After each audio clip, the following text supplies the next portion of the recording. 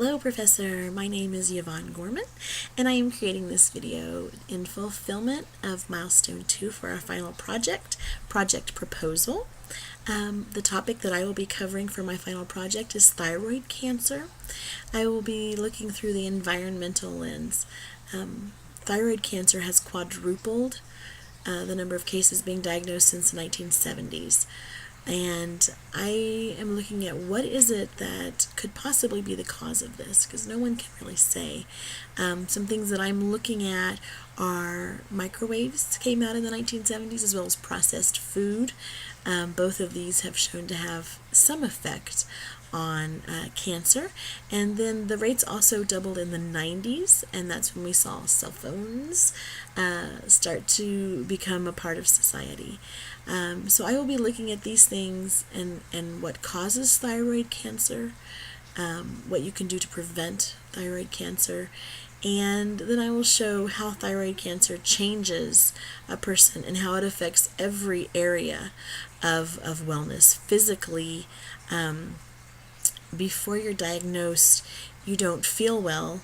You have fatigue and brain fog, and you gain weight, and you just don't feel well. There's depression is one of the symptoms, as well as hair loss and hormonal imbalance, loss of libido, nothing fun. Emotionally, it's a roller coaster ride from day to day. You're now facing something that can potentially take your life. Spiritually, it has several different airways it can go. I know for me, I reached out to friends and family for prayer. I looked to God to pull me through this, knowing that He won't give me anything that I can't handle. Socially, you kind of want to hide in a cave. You're losing your hair, you have new scars, you have swelling, nothing is like it used to be. Occupationally, with the brain fog and things not going well, it's harder to work intellectually.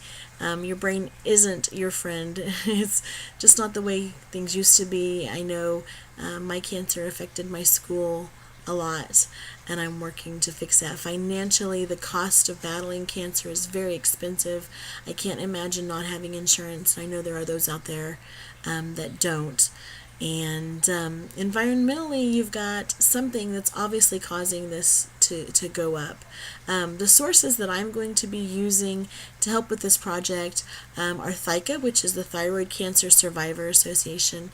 I'm also reading a lot from the Mayo Clinic, cancer.org, the American Cancer Society.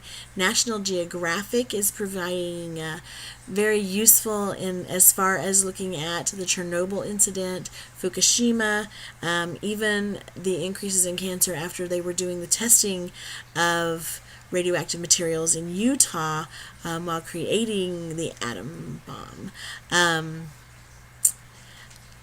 It's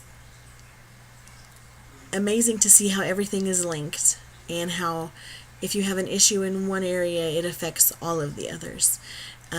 So I'm using this to learn to get back to healthy and balanced.